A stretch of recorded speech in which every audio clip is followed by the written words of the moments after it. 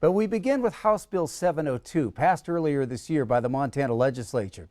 That bill, which covers a variety of vaccine requirements, has caused confusion for many county health departments. Tonight we're learning it's also had some unintended consequences that state legislators didn't see coming. MTN's David Jay has the story.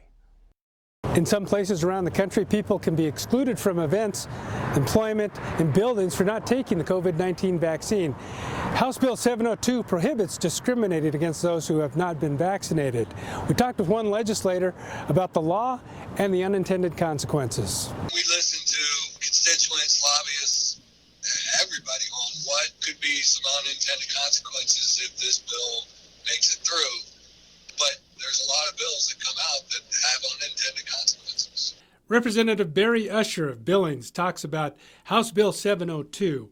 Yellowstone County Health Officer John Felton says it's a potential conflict between the law and the expectations and requirements of public health. People who are unvaccinated and a close contact, CDC says they should quarantine. If we can't treat people differently based on their vaccination status under House Bill 702, then public health is put in the position of, do we follow the science and do what CDC says, or do we not? CDC guidelines are not law, so we can't anticipate what CDC guidelines will be at the time of passing a bill or any time in the future. Felton says the law causes a concern because it applies to more than COVID vaccines. Healthcare organizations have required hepatitis and MMR vaccines for years and years and years. A number of places require influenza vaccine like we do, but at this point we can't do any of those. Before COVID even came around, this bill was already written because there were people that were being discriminated against. Representative Tom Jacobson of Great Falls was the only Democrat voting for the bill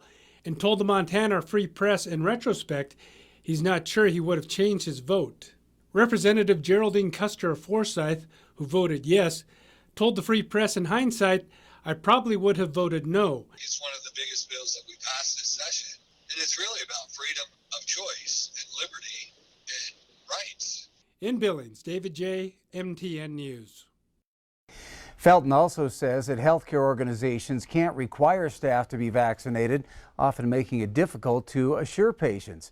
However, Usher did say that the law does not prohibit patients from asking that question.